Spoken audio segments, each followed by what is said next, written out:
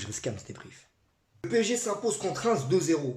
Et le mot qu'on puisse dire, c'est que l'équipe de Reims était vraiment intéressante. Bon, c'est vrai, elle alternait entre jeu relou, bloc bas, on défend tous derrière, mais parfois il y a eu des contre-attaques léchées, des belles contre-attaques. Ils ont des joueurs vraiment intéressants, Reims. On a eu Younes Abdelhamid, le rock de l'Atlas, qui fait un très bon match défensivement et qui a cette capacité de passe de lancement très bonne. Il a le Cabal aussi. Mais lui aussi, il est intéressant. Il a le Cabal. À un moment, il met une feinte de frappe à Hakimi. Hakimi s'est retrouvé dans une position, on aurait dit les mariages au bled. T'as vu les positions, les danseurs fous sur la piste. Comme ça. C'est incroyable. Il a nous blessé, ce fou. Sur le match en lui-même, déjà, on peut parler des buts. Parce que c'est un match où il y a eu des buts. On a le premier but qui vient sur un travail de Di Maria. Di Maria qui adresse un amour de centre. Di Maria, c'est vrai que ce match-là, il a été inconstant. Mais il a été capable de coups d'éclat. Di Maria, c'est doux, c'est un joueur sublime. C'est un joueur sublime, Di Maria. C'est un joueur, il est doux. C'est un joueur, à chaque contrôle de balle, normalement, il devrait y avoir écrit sur la télé Free Hug. Parce que c'est un joueur qui donne de l'amour. T'as envie de. Chaque contrôle de balle, t'as envie de prendre ton pote et.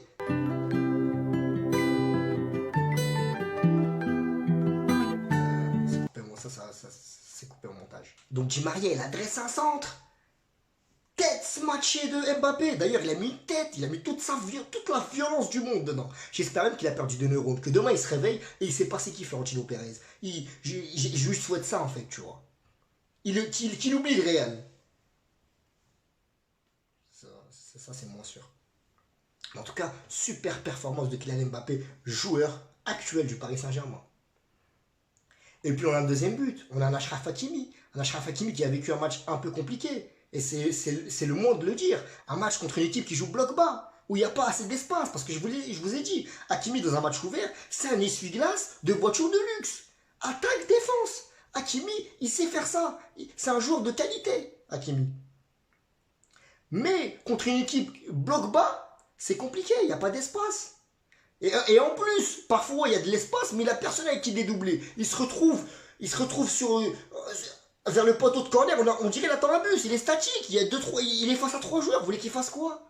Mais quand Reims a commencé à se projeter en fin de match, et qu'il y a eu de l'espace, punition directe, tu lances Hakimi, Hakimi Cooper, que des accélérations. Il a accéléré, il a servi un bon ballon à Mbappé, Mbappé qui finit, doublé pour Mbappé. Après attention, c'est un match en trompe-l'œil. C'est un match en trompe-l'œil parce que certes il y a eu des buts, mais dans ce match-là il y a eu un avant et un après. Parce qu'il y a eu un facteur qui a changé le match. Et on va y revenir. Mais le avant de ce match, c'était des joueurs du Paris Saint-Germain en gestion. C'était des joueurs qui, chaque joueur essaie de déborder, il n'y a pas de transition au milieu de terrain. Chacun essaie de faire des skills. Hashtag Abdou Diallo. Mais Abdou Diallo, mais qu'est-ce qu'il croit dans sa tête, Abdou Diallo? Abdou Diallo, parfois dans sa tête, il pense qu'il s'appelle Abdou Djagabuldo Diallo. Il y a des fils qui se touchent, il est dans des situations critiques, il essaie de sortir des gestes techniques. 6 étoiles, qui n'existe même pas dans FIFA. Passe la balle. Mais pourquoi? Moi je comprends pas en fait, mais Abdou il est trop imprévisible. Et là il a été imprévisible dans le mauvais sens. On y reviendra dans les flops. Après il y a eu Neymar. On a Neymar qui fait pas un bon match non plus, Neymar. Neymar il revient physiquement, c'est plus le même. On a eu un Neymar light aujourd'hui. Et pas un Neymar light en termes de poids, mais un Neymar en termes de niveau. Neymar, tout ce qu'il faisait, tous ses gestes techniques, c'était plus lent que d'habitude. C'était plus lent parce que Neymar, il était là en vacances, tchou-tcha-tcha, des filles, de l'alcool, Poker Star, Twitch. Et il est revenu. Et en prépa, il était titulaire à tous les barbecues d'Icardi. Il est là, des 1-2 avec des merguez, des changements de côtelettes, des sombreros avec des chipots. C'est normal. Neymar, il n'est pas affûté. Après Neymar, je ne suis pas inquiet. Parce que c'est vrai qu'il a fait un mauvais match, il fait des pertes de ballon, il fait des passes approximatives. Mais après Neymar quand même, physiquement, il est professionnel. Physiquement, il va redevenir bien. Il n'y a pas de souci. Neymar, c'est pas le physique qu'on lui reproche, c'est le mental. Et le physique, il redeviendra bien. Après, il faut voir la saison qu'il va nous faire. Mais c'est pas problématique pour le moment. Et là, il y a un joueur légendaire qui est rentré sur le terrain. J'ai pris mon micro parce que je suis obligé de lui faire une intro catchesque. Ladies and gentlemen, please welcome la Poulka de Wazalou Killer, de 6 ballons d'or, de Beau, Lionel, Andrés, Messi. Faut que je rescame ce débrief. Mais il a changé le match. Pourquoi? Parce que tous les déchets techniques qu'il y avait, les dribbles en trop, les joueurs, ils ont tous commencé à jouer à une touche de balle. Comme par magie.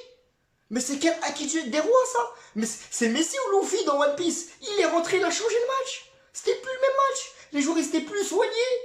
Il a assaini le jeu. Et le plus critique, c'est que l'équipe, elle avait une identité de jeu. Une identité de jeu en possession, en passe en relais, en remise rapide. Mais en une entrée, il a donné une identité de jeu à cette équipe. Ce que Pochettino, il peine encore à faire. C'est incroyable. Mais quel joueur! Bon, après, c'était une entrée de jeu. C'était son premier match en Ligue 1. Il doit s'adapter. Messi doit s'adapter. Du coup, on a vu des bonnes choses et après, on a vu un match. On peut pas dire moyen de Messi parce que c'est le premier match de Messi. Et Messi est moyen, c'est pas le. Je sais pas si ça existe en fait. Messi, c'est l'opposé de nul. L'opposé de nul, c'est Messi. Tu peux pas dire que Messi est nul. Tu peux pas dire que Messi est moyen. Tu peux dire que c'est un joueur qui doit s'adapter à un nouveau championnat qui a jamais évolué en Ligue 1. Il doit s'adapter sur son troisième contrôle. Il se mange un doigt dans l'œil. Il se mange une gifle. On est où là? Dans un City? On est où? Mais franchement, Messi à Paris, je suis hypé. J'arrivais pas à y croire. Tant que je le voyais pas sur le terrain, j'arrivais pas à y croire. Et franchement, quand je l'ai vu rentrer, mais...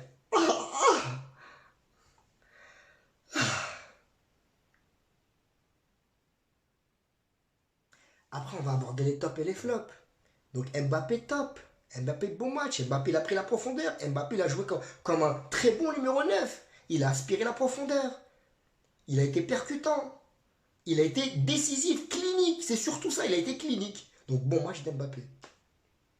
Dans un autre registre de top, on a la défense Kimpembe Kerrer. Et Kerrer, vous savez très bien Kerrer. Je l'aime bien, mais Kerrer, moniteur d'auto-école, Kerrer, c'est vrai, j'ai pu le piquer certains débriefs, mais Kerrer, il n'est pas mauvais.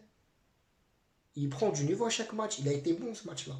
Après, il y a eu Marquinhos. Marquinhos, ça fait du bien, Marquinhos. Marquinhos, c'est le leader défensif. Et je me languis de voir Marquinhos, Ramos. Ça va être incroyable. Franchement, je me languis. Et donc, bon match de Marquinhos également, qui a été bon défensivement. C'est vrai que je ne l'ai pas abordé, mais je l'aborde. Il y a eu un but du côté de Reims, signalé hors-jeu. Et c'est un hors-jeu super logique. Mais maintenant, la décision, elle a été ultra lente. Mais l'arbitre, il attendait quoi, l'arbitre? L'arbitre, il attendait qu'on lui envoie le lien de la VAR par WhatsApp. Mais c'est incroyable. Pourquoi c'est lent comme ça? Ça brise le rythme d'un match. Et ça aussi, c'est flop. Voilà. Et ça me permet d'enchaîner sur les flops également de ce match. Donc on a Neymar. Donc Neymar, je vous ai dit, numéro 10 barbecue, Neymar. Neymar, il faut qu'il se ressaisisse. Il n'a pas été bon ce match-là.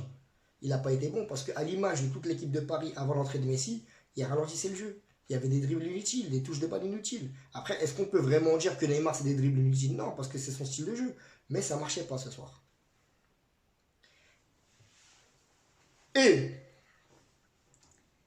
Et en second flop, franchement, c'est l'un de mes chouchous de cette équipe. Parce que je l'aime bien, moi, Diallo. Diallo, je l'aime bien.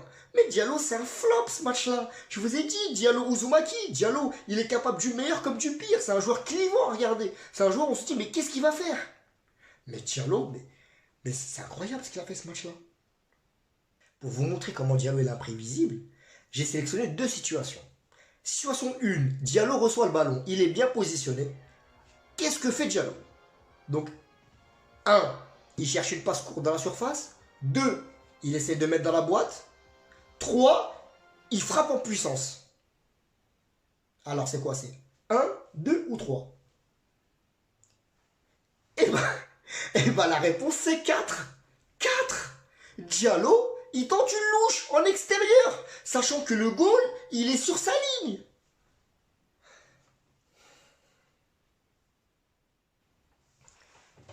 Faut que je rescale ce débrief.